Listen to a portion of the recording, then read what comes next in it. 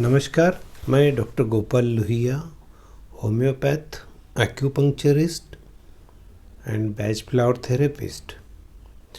आज हम बात करने वाले हीट स्ट्रोक के बारे में। यह एक बहुत ही खतरनाक किस्म की बीमारी है। कल का ही इंसिडेंस 16 अप्रैल 2023 को न्यू बॉम्बे में एक बड़ा फंक्शन था। महाराष्ट्र भूषण पुरस्कार श्री नाना साहेब धर्माधिकारी जी को दिया गया। उनके उस पुरस्कार सम्मान सोहला के लिए देश भर से करीब 20 लाख लोग वहाँ इकट्ठे हुए। कड़ी धूप में 5 घंटा तक बैठे रहे और उसी दौरान धूप इतनी बढ़ गई, गर्मी इतनी बढ़ गई और शायद उन लोगों ने बराबर से केयर नहीं की होगी, तो उनमें से 12 लोगों की मृत्यु हो गई। बहुत ही बुरा लगा मुझे। 120 से भी ज़्यादा लोगों को अस्पताल में भर्ती किया गया और छोटी मोटी तकलीफ़ें तो कई लोगों को हुई। अगर इन लोगों को पता होता था पहले से ही कि करना क्या चाहिए, तो शायद वे आज हमारे बीच होते। तो आइए देखते हैं हीट स्ट्रोक के कारण क्या क्या होता है, उसमें क्या क्या होता है, होम्योपैथी की दवाइयाँ और एक बैच फ्लावर की मेडिसिन क्या है और टिप ऑफ द डे। तो आइए शुरू करते हैं। हीट स्ट्रोक गर्मी से जुड़ी सबसे गंभीर बीमारी है। यह तब होता है जब शरीर अपने तापमान को नियंत्रित नहीं कर पाता है। शरीर का तापमान तेज़ी से बढ़ता है, पसीने का तंत्र विफल हो जाता है और शरीर ठंडा नहीं हो पाता है। जब हीट स्ट्रोक होता है तो शरीर का तापमान 10 से 15 मिनट में ही 106 डिग्री से भी ज़्यादा हो जाता है। अगर व्यक्ति को आपातकालीन उपचार नहीं मिले तो इसमें हीट स्ट्रोक मृत्यु का भी कारण बन सकते हैं। इतना ये खतरनाक साबित होता है। गर्मी से और भी छोटी मोटी बीमारियां होती है, जैसे सर दर्द हो गया है, जी मिचलाता है, कमज़ोरी हो जाती है, कभी कभी फेंटिंग मतलब बेहोश हो जाना या क्रैम्प्स आना या शरीर में पानी का प्रमाण कम हो जाना या अत्यधिक पसीना आना, कभी कभी टेम्परेचर बढ़ जाता है या फिर पेशाब का प्रमाण बहुत ही कम हो जाता है। ये सब तकलीफ़ें धूप की वजह से, ज़्यादा गर्मी की वजह से हो सकती है, लेकिन हीट स्ट्रोक बहुत ही खतरनाक है और इसको बहुत फास्ट ट्रीटमेंट मिलनी चाहिए। तो आइए देखते हैं हम उस वक्त क्या करना चाहिए। हीट स्ट्रोक के लक्षण कैसे समझेंगे?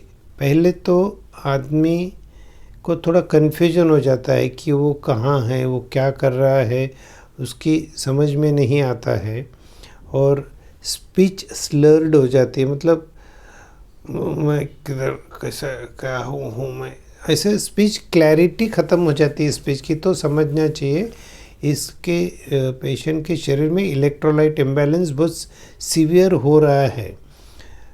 ऐसे वक्त देखना चाहिए कि उसको कितना टेम्परेचर है। तो बहुत बार टेम्परेचर भी बहुत फास्ट बढ़ता है और स्वेटिंग बंद हो जाता है, पसीना आता ही नहीं है ऐसे वक्त, क्योंकि टेम्परेचर बढ़ जाता है, स्वेटिंग का मैकेनिज़्म पूरा कोलैप्स हो जाता है बॉडी में।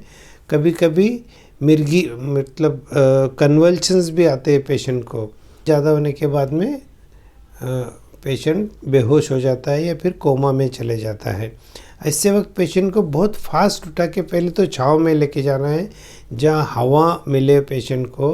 पेशेंट के कपड़े निकाल के उसको जितना ठंडा पानी मिले उतने ठंडे पानी से उसको नहलाना चाहिए, पानी में रखना चाहिए उनको। उसके शरीर पे ठंडे पानी की पट्टियाँ रखनी चाहिए ताकि शरीर का टेम्परेचर बहुत फास्ट कम हो। सबसे पहले तो एम्बुलेंस को फ़ोन करना है, बाकी ये सब चीज़ें तो कोई और मतलब एक जन पहले एम्बुलेंस को फ़ोन करिए हॉस्पिटलाइजेशन के लिए, जब तक एम्बुलेंस आ रही है तब तक आपको ये सब करना है, क्योंकि बेहोश अगर हो जाता है तो आप उनको पानी भी नहीं पिला सकते हैं। आप फटाफट पहले से बाहर से जितना पानी उनके शरीर पे डाल सकते हो उतना डालिए। पंखा अगर है तो पंखे की हवा एकदम तेज करिए, फास्ट फैन। और ऐसे में कुछ होम्योपैथिक दवाइयाँ भी मैं सजेस्ट कर रहा हूँ। तो ये हीट स्ट्रोक में तो वहाँ पर भी काम में आ सकती है। अगर कोई डॉक्टर है तो वो देख करके दवाइयाँ दे सकते हैं। जब तक आपको कोई ट्रीटमेंट नहीं मिल जाती तब तक ये काफ़ी मददगार भी सिद्ध हुई है। पास्ट में हमने देखा है ऐसे काफ़ी लोगों को इसका बहुत फ़ायदा भी हुआ है। तो आइए देखते हैं वन बाय वन। पहली मेडिसिन है कि जो हीट स्ट्रोक के लिए फेमस है, ग्लोनाइन। ग्लोनाइन सनस्ट्रोक की सबसे बढ़िया दवाई है। पेशेंट को सीवियर हेडेक होता है, ऐसे लगता है कि मेरा सर अब फट जाएगा। उसकी पल्स बहुत तेज़ हो जाती है और कंफ्यूज्ड हो जाता है पेशेंट, कन्फ्यूजन ऑफ माइंड, मतलब एकदम हीट स्ट्रोक में जाने की कगार पे अगर है पेशेंट तो तुरंत ग्लोनाइन शुरू करनी चाहिए हमको। ये 10-10 मिनट पे भी पेशेंट के मुंह में डाल दिया तो भी वो एक्शन हो जाता है। फिर सेकंड मेडिसिन है बेलाडोना। बेलाडोना में भी तेज सर दर्द रहता है और इसमें इसकी आँखें, इनका चेहरा, इनकी स्किन बहुत ज़्यादा रेड हो जाती है, कंजेशन बहुत होता है और पेशेंट बहुत डेलीरियम कंडीशन में चले जाता है। मतलब उनको कुछ सोचता नहीं है, बहुत ही बेचैन जैसे है। तो ग्लोनाइन की स्टेज, लेकिन इनके सिम्टम थोड़े अलग हैं। इनमें कंजेशन ज़्यादा हो जाता है।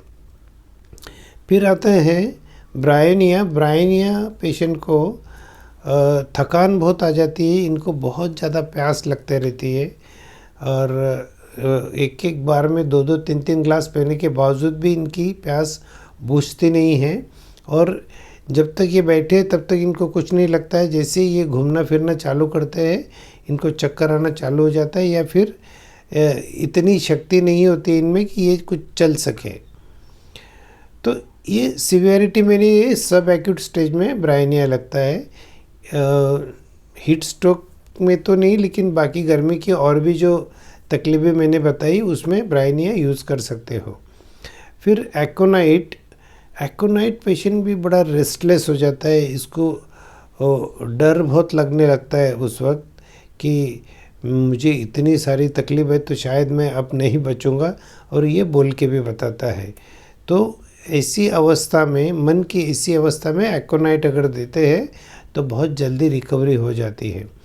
फिर नाइट्रम म्यूर में भी हेडेक है, लेकिन वो सब एक्यूट स्टेज में देना है। लेफ़्ट साइडेड हेडेक है और इनको नमक बहुत अच्छा लगता है खाने में, ऊपर से लेके भी खाते हैं और ये इंट्रोवर्ट टाइप की पर्सनैलिटी होती है। तो क्रॉनिक जो प्रॉब्लम्स है सनस्ट्रोक से रिलेटेड, इसमें नाइट्रम म्यूर बहुत अच्छा काम करता है। नेक्स्ट मेडिसिन है नाइट्रम कार्ब। नाइट्रम कार्ब भी एक सनस्ट्रोक के क्रॉनिक लक्षणों में दी जाती है अक्सर, लेकिन बहुत ही इफ़ेक्टिव दवाई है और बहुत जल्दी पेशेंट इसमें से रिकवर हो जाता है। तो इसमें कन्फ्यूजन ऑफ माइंड और वीकनेस ऑफ मेमोरी और हेडेक, ये सब चीज़ें नाइट्रम कार्ब में रहती है। लैकिसिस भी बहुत एक अच्छी दवाई है। लैकिसिस में लेफ़्ट साइडेड हेडेक रहता है नाइट्रम म्यूर की तरह, लेकिन इनका जो तकलीफ़ है सोने से पहले और सोने के बाद में बहुत ज़्यादा इनको तकलीफ़ होती है और इसमें कंजेशन भी ज़्यादा होता है और इन पेशेंट्स को टाइट बैंडेजेस, टाइट कपड़े कतई पसंद नहीं आते, वो हमेशा लूज़ कपड़े पहनते हैं।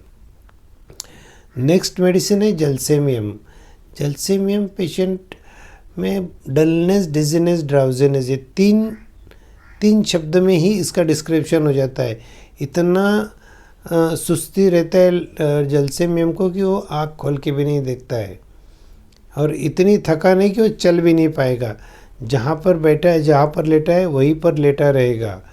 ऐसी अवस्था में, इतने वीकनेस में अगर जलसेमियम देते हैं तो कोई भी टॉनिक से भी ज़्यादा इसमें रिकवरी जल्दी पाई जाती है।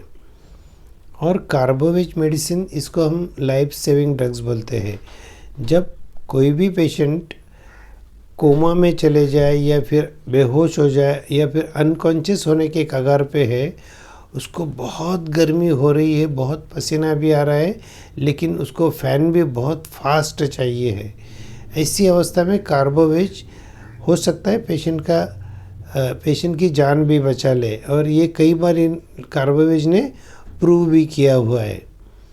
तो ये थी होम्योपैथिक दवाइयाँ। अब टिप ऑफ द डे देता हूँ कि जो आप गर्मी के सीज़न में हमेशा दवाई ले सकते हैं। बेस्ट फ्लावर मेडिसिन्स है, कोई भी होम्योपैथिक स्टोर पे मिलेगी या आप ऑनलाइन भी खरीद सकते हो। चेरी प्लम और वॉलनट, इनको इक्वल मात्रा में मिलाना है और ये लिक्विड की 2-2 बूंद दवाइयाँ, 2-2 बूंद दिन में 3 बार 4 बार या ज़रूरत पड़ने पर 2-2 घंटे से 1-1 घंटे से भी आप ले सकते हैं। इससे होता क्या है कि आपका जो अंदरूनी हीट कंट्रोल सिस्टम है वो कभी जल्दी से कोलैप्स नहीं हो पाता है and it prevents you from heat stroke. बहुत ही बेहतरीन कॉम्बिनेशन है, आप इसे ज़रूर यूज़ करिए और इसका फ़ायदा भी काफ़ी लोगों को हुआ है, ये मैंने देखा है। लास्ट 35 साल से मैं देखते आ रहा हूँ, तो काफ़ी लोगों को इससे फ़ायदा होता हुआ नज़र आया है।